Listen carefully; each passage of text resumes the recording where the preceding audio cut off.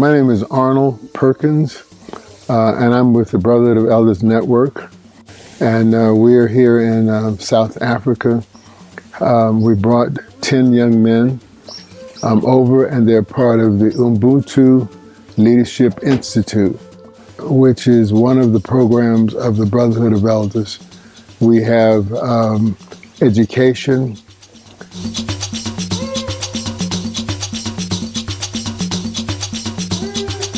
economic development, special events, technology,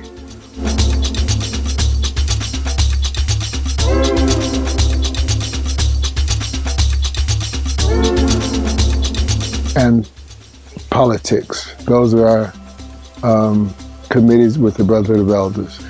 The Brotherhood of Elders has been in existence for 12 years. I was one of the founders. We came together because I served as a public health director for Alameda County, and in that role, we did an assessment of Alameda County. We looked at 19 indicators, and people of African descent were doing at the bottom of the list, and 14 of the 19 indicators, and one of those pointed to the fact that there was a decreasing number of African young men due to either being incarcerated or dying of AIDS or having to move out of the community because of economic reasons. We decided we need to get together and to do something about that issue. So out of that came the Brotherhood of Elders. So this is our 12th year going into our 13th year. The ultimate goal of the Brotherhood of Elders is to enrich our community, is look at the issues that we're struggling with our community and collectively come together to solve those issues. We believe in Ubuntu.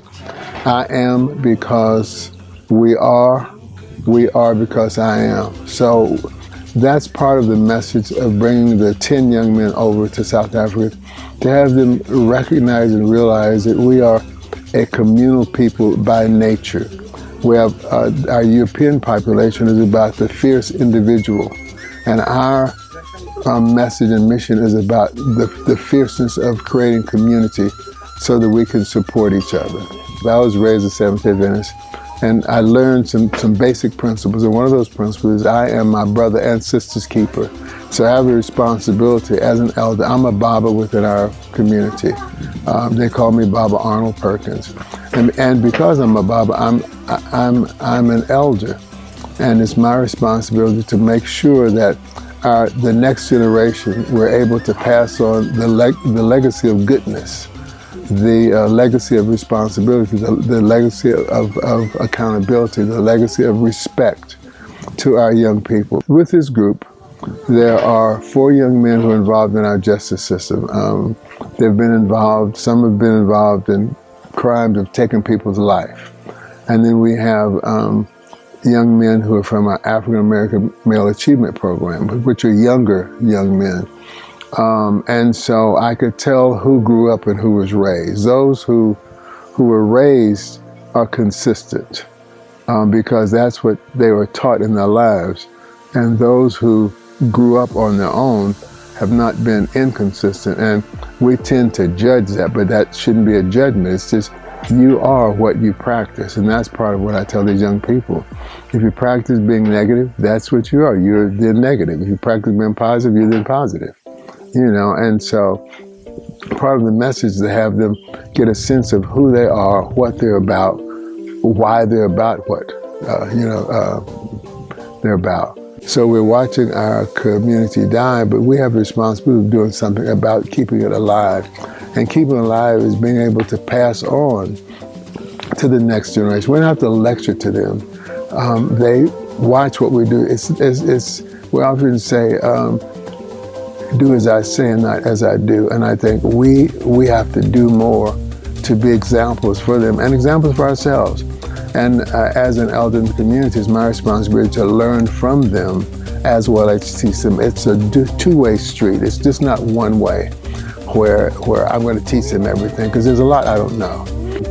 We tend to want to judge them negatively because of who they are and not help them learn who they might be. My plan was to expose them to an environment they might not ever see. So for example, I will kill you for my block. We often have murders because this is my turf. I want them to understand the whole world is their turf. I mean, it's just not their block. But if that's all you see is your block, then that's how you respond. That, you fiercely fight for your block. And so once you expand your vision, you realize that the whole world is yours. And so it's critical that our young people understand that they're part of a much larger environment, a much larger world than their block or like their city. And so that's one reason I brought them over. Secondly, I had this vision of bringing young people over to Africa, and I had a meeting in Chicago, and then I went directly from Chicago to Memphis, and the ancestors placed Brother Ade Tonye in the car, and he happened to mention, just out of the blue, he said, I'm taking a group of people over to Africa next June, which is this June. This is June now. And so I said, I'm going to take a group of young people. I didn't have a penny to take them. And that was last April. And I was fortunate enough to raise over $100,000 to bring these young people. And it's been a learning experience for me. The journey to get here has been a journey for me personally. And the journey being here is a journey also. So it's been just a really great learning experience, and why Africa? Because they're African children, and going to your mother's house is significant, and Africa is my mother's house. And people say, why not West Africa? Well, the majority of us came from the Southern Africa. We came from Angola, and places like that, and the southern part of Africa, on the southern route, of the currents, and so this is why we're here, and I just think it's essential and it's critical that we bring our folk to the mother's home. If we have celebrations, we go to the mother's or big mama's home, grandmama's home, and so it's just natural to come to the home. And so here we are at the home. The first city we went to was Johannesburg, and we felt that it was important to bring them to a city first so that they could see what city life is and look at their homes and their community and see what that city life is. We're now in a very quiet place. Yesterday we went on a safari drive to see animals in nature, in the wild. And so many of them withdrew because this is highly unusual for them. They're used to controlling their environment, or their perception of controlling their environment, because often they don't control anything. But their perception of controlling their environment at home with their homies, but they're here now and they're just here.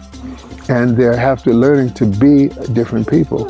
Some of this will not, it will not sink in for them for months, maybe years. The age range is from 14 as the youngest and 23 as the oldest. So it's a broad age range, and I think they're learning a lot more than they realize they're learning, because learning involves reflection, and so when they reflect on this experience, I think it will make a huge difference in their lives. We have our older young men, the ones who are 21, 22, and 23. They talk about, hey bro, I'm a man. And I tell them, I'm 77, I'll be 78 this year. I'm still learning manhood. And so to hear them say, I'm a man, means that I need to do some work. And so we're going to talk about our mentors who are coming, range in ages there. I think the youngest is 35, and I'm the oldest, 77. So we want to talk about who we are, how we got to be, and to have them recognize that manhood is a process where all males are all females, but all females are not women or ladies, and all males are not men. It's a process that you go through to reach manhood and to reach womanhood. It's a lifelong process, and just understanding that is tremendous. Last evening, the mayor of the town we're in, he reminded us that we have built the nations of the world, whether it be Europe, whether it be the Americas, whether it be other parts of the world, that our labor, our free labor has built it, and so we need to claim it. And that's one of the things. And then the other thing that I recognize is we operate in juxtaposition to white people. We measure what we do by what white people does.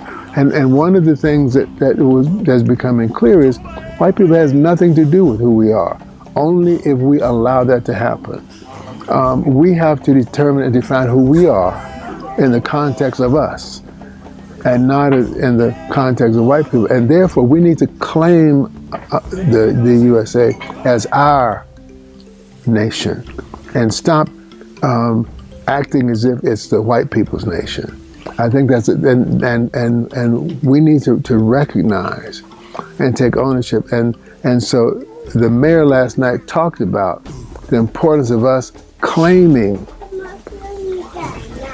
America as an extension of Africa, because he said you came from Africa, generations ago, and you're African, and so you built the USA, and so you need to claim what you built as being a part of Africa.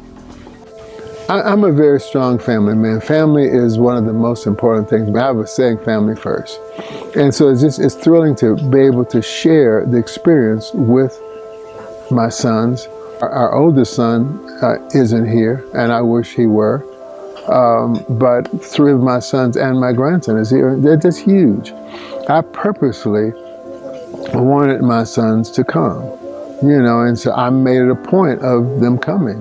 The highest honor and the highest blessing is having a family. I mean, there's nothing more profound, more honorable than have a family, and have a family that loves each other. And my family is very different. I have a really mixed family, but it's a very close family, a very loving family. And so I think that we are an example of mankind.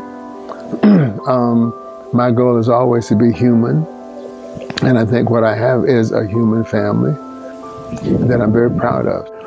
I incorporate the community as my family. I often will, if I'm speaking to an audience, I'll say, hello family, or good morning family, it's good to be with you family.